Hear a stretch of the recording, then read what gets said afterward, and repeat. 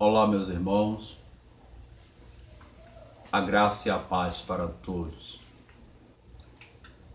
Meus queridos, gostaria de estar compartilhando com o povo de Deus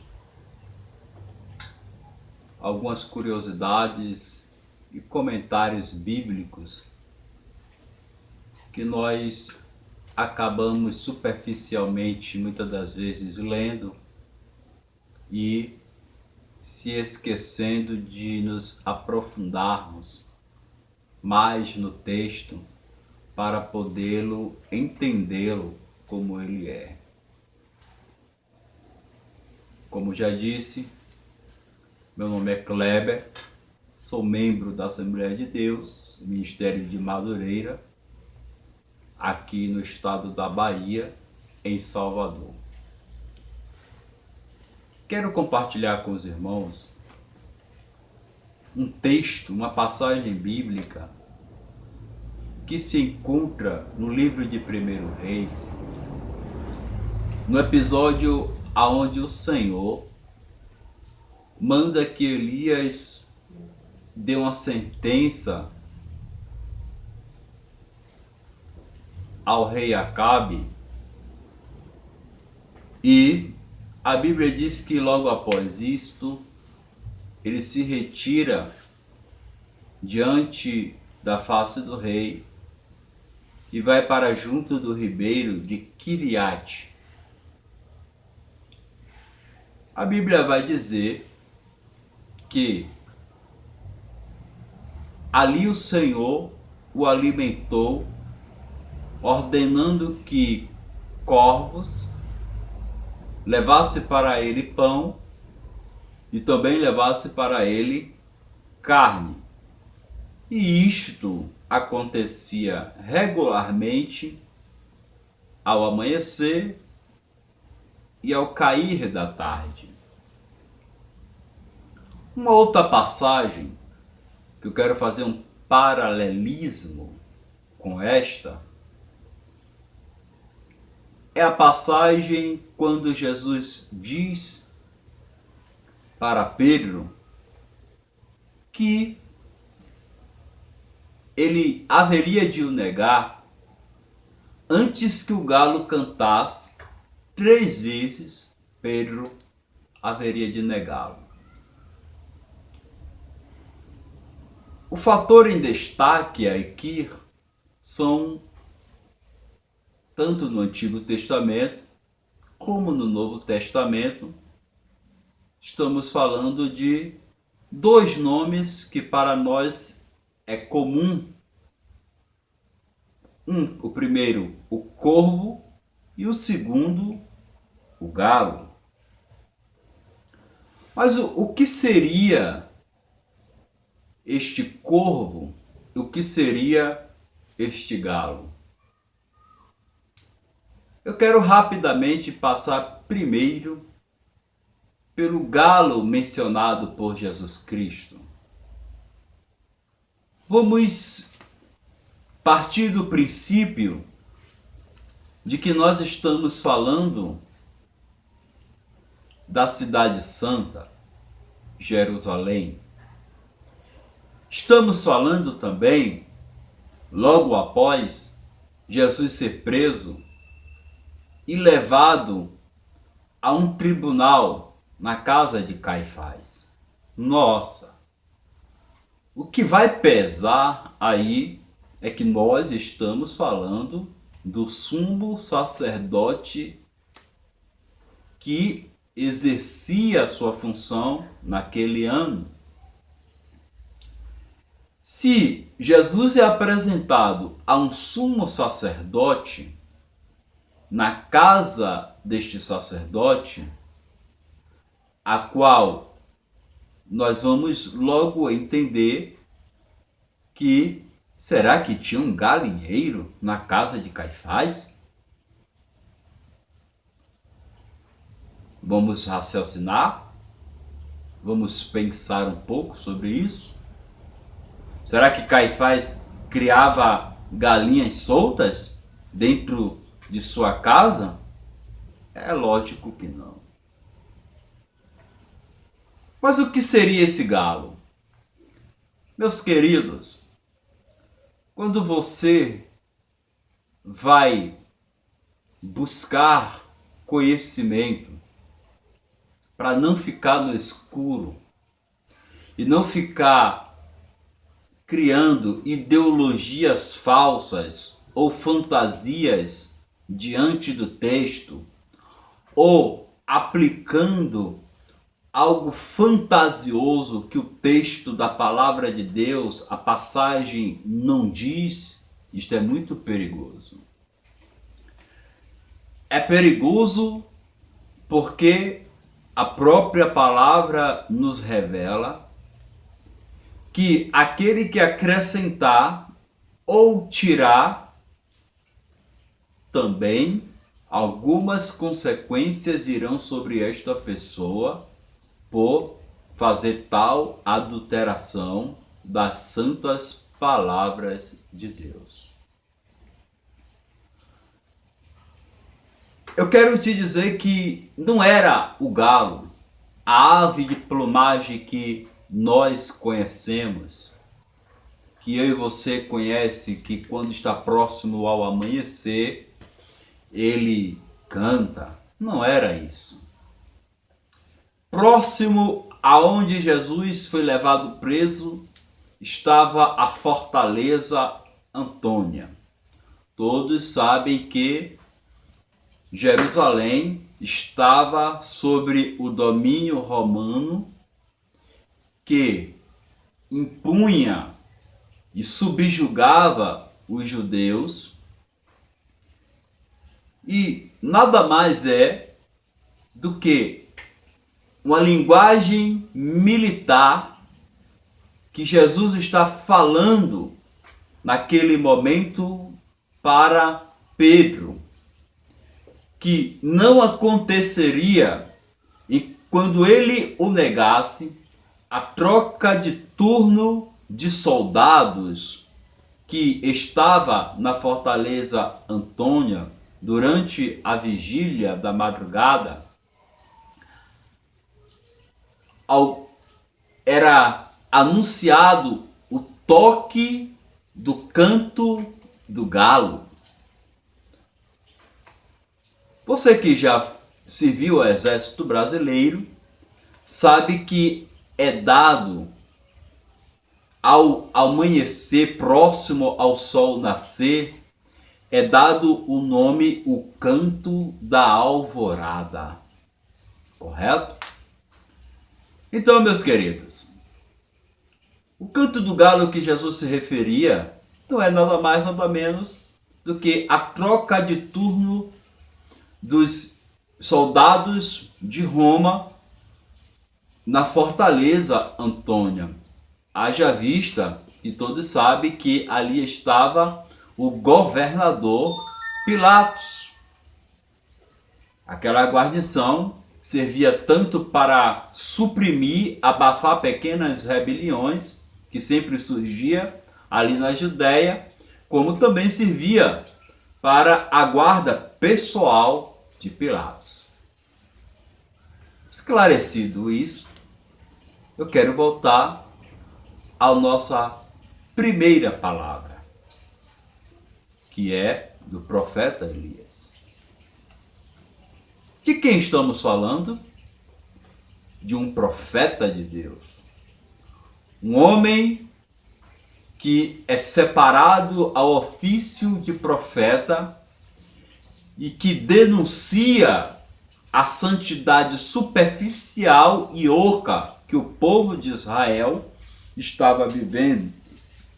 É interessante entender que o profeta de Tisbe, Elias, está indo levar uma mensagem em Samaria quando do advento da separação do povo de Israel, das 10 tribos que ficaram, para Jeroboão.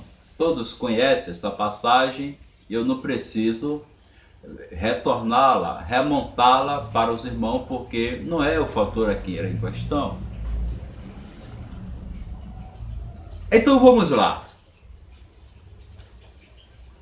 palavra diz que o profeta vai ser alimentado por um corvo. Mas o corvo, na Bíblia, é um animal imundo. Vamos dar uma olhada? Acompanhe comigo na palavra, no livro de Levíticos, capítulo de número 11, verso de número 15. Eu vou ler o 13, o 13, o 14 e o 15. Capítulo 11 de Levíticos, versículo 13, 14 e 15. Vamos lá. Lembre-se, estamos falando de um Deus verdadeiro, de um Deus que não fala e retrocede a sua palavra. Nós estamos falando de um Deus totalmente coerente e um Deus que não muda segundo a sua palavra. E das aves, estas serão abomináveis, não se comerão, serão abominação. A águia, o quebrantoso, o chofrango, humilhar-no, e o abutre segundo a sua espécie, todo corvo segundo a sua espécie.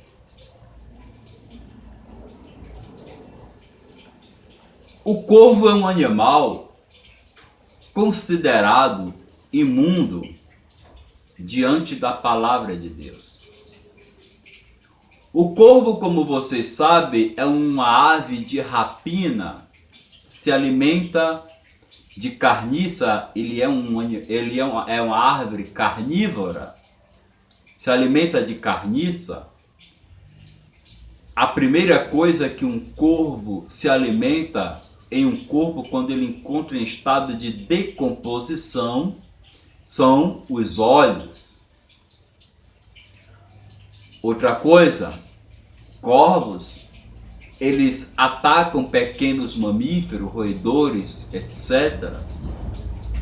Será que Deus haveria, meus queridos, de retroceder a sua palavra apenas para mostrar um milagre a nós? De maneira nenhuma. Porque a palavra do Senhor diz que seja todo homem mentiroso e Deus verdadeiro. Mas a palavra corvos tem a sua raiz no hebraico. Se você vai estudar, pesquise na internet a palavra corvo, você vai encontrar a atribuição da palavra corvo também ao Monte Horebe. Isso.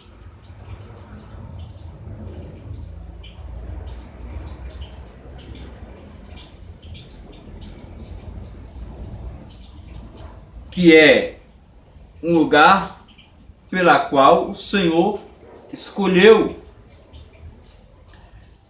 O substantivo da palavra corvo tem a sua escrita original na forma hebraica, que vai dar raiz ou originalidade ao nome Orbim. O singular desta palavra, Orbim, ela vai ser traduzida para a palavra Horebe ou Orbim. O que nós vamos ver é que um povo que vai se originar desta palavra, que se encontra lá no livro de Ezequiel, capítulo de número 27, versículo 27, segundo Crônicas, capítulo 21, e o versículo de número 16. Vamos dar uma olhada, porque a palavra de Deus, ela fala por si própria.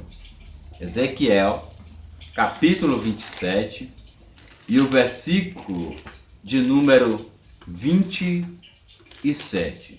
Vamos ver o que a Escritura vai nos falar. Louvado seja Deus. As tuas tendas e as tuas feiras, os teus negócios, os teus marinheiros, os teus pilotos, os que conservam as tuas tendas, os que faziam os teus negócios e todos os teus soldados que estão em ti, juntamente com a tua congregação que está no meio de ti, cairão no meio dos mares no dia da tua queda.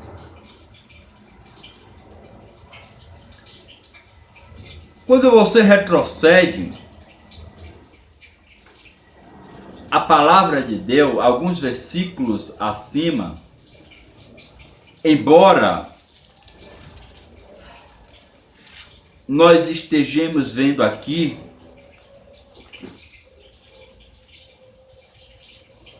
você vai ver o versículo de número 28, você vai ver a palavra arrebaldes. A palavra arrebaldes é a mesma palavra para orbim, que vai para o original árabe, que vai fazer um trocadilho na palavra corvo. Então, meus queridos, o profeta de Deus, o israelita, que conserva a Torá, jamais seria alimentado por uma árvore imunda, uma árvore carniceira. É simples. Eram comerciantes que passavam naquela região desértica e que Deus, como alimentou o profeta quando mandou o profeta ir para onde? Para o centro do centro de adoração ao Deus Baal, quando mandou que ele fosse ser alimentado na casa de uma viúva. Imagine. Deus manda, ele procura os meios pela qual venha nos beneficiar. Então a palavra corvos, quando você vai estudá-la no seu contexto, você vai ver que Deus não está falando da ave de plumagem, como no episódio que nós acabamos também de esclarecer aqui sobre o canto do galo, mas sim simplesmente de comerciantes que faziam trânsito naquela região e que deixavam o alimento primeiro. Observe o que a palavra diz. Eles deixavam pela manhã e deixavam pela tarde.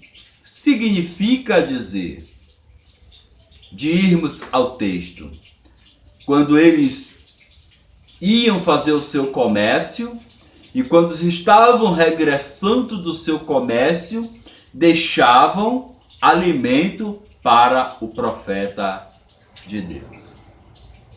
Amém? Fica para vocês o esclarecimento destas duas passagens. Deixe o seu comentário, dê o seu joinha, para que nós possamos estar aí trazendo mais vídeos. Se algum erro os irmãos viram de português ou alguma coisa, nós estaremos melhorando. Mas pesquise na palavra de Deus. Não vá como nós temos visto por aí, as pessoas pregando algo que não existe, pregando que Moisés foi colocado no rio, quando a Bíblia não diz isso. A Bíblia diz que Moisés foi colocado na margem e não dentro do rio. Chega-se ao absurdo de dizer que o rio, ele correu contrário só para poder levar a cesta para onde estava a princesa. Isso são absurdos que são pregados por aí, ensinados. E isso nos preocupa porque isso que é ensinado se espalha rapidamente como a erva daninha, fazendo pessoas levar uma mensagem totalmente errada do que está escrito na Bíblia Sagrada. Amém? Que Deus abençoe. Este é o canal Escavando Tesouros. Dê o seu joinha. Deus abençoe.